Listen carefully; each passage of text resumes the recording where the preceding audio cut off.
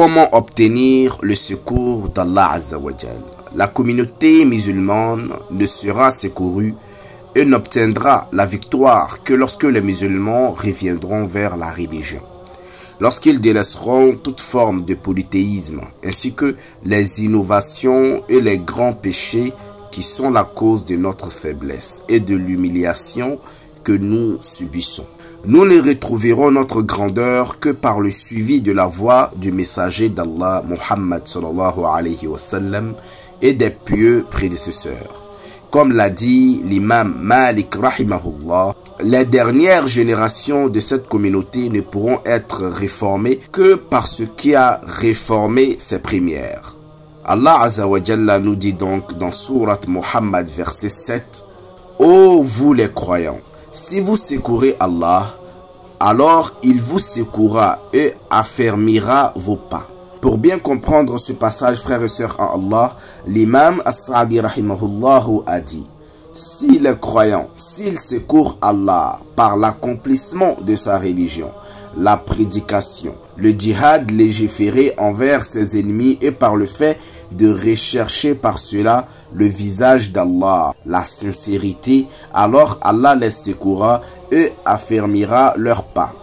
Il les aidera contre leurs ennemis. Et cela est une promesse du généreux véridique dans sa promesse.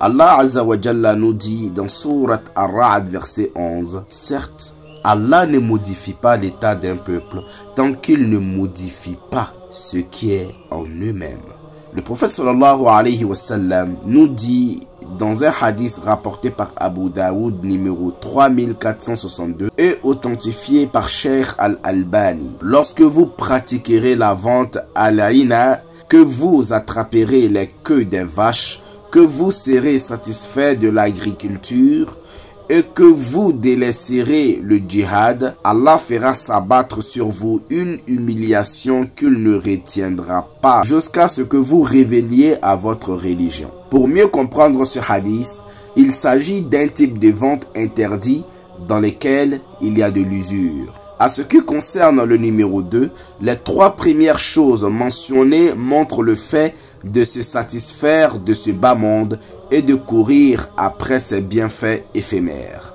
Et pour finir, le numéro 3, le djihad signifie le fait de faire des efforts à la fois par la parole, la main, les biens et la plume afin de combattre le nafs, la partie de la personne qui la pousse vers le mal.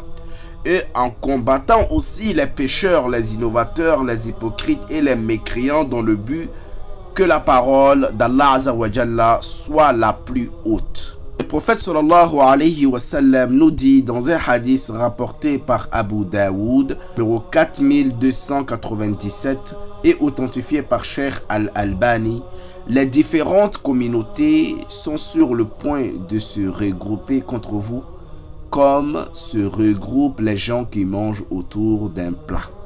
Une personne a dit: est-ce que la cause de cela est que nous serons peu nombreux ce jour-là? Le prophète sallallahu alayhi wa sallam a dit: ce jour-là, vous serez plutôt nombreux, mais vous serez comme l'écume du torrent. Allah va retirer des cœurs de vos ennemis la peur qu'ils avaient de vous et il mettra dans vos cœurs le wahan. Une personne a dit: ô messager d'Allah, qu'est-ce que le wahan? Le prophète sallallahu alayhi wa sallam a dit: l'amour de ce bas monde et le fait de détester la mort. De nos jours, frères et sœurs en Allah, nous pouvons constater clairement que cela a été réalisé et qui se réalise toujours. Subhanallah. Alors, frères et sœurs en Allah, nous devrions nous rappeler ici de nos frères et sœurs en Palestine, de tous nos frères et sœurs musulmans qui subissent de l'injustice jour et nuit, et qu'Allah Azza wa Jalla guide nos dirigeants. Alors pour finir, qu'Allah Azza wa Jalla améliore l'état de notre communauté, affermisse nos pas sur la vérité.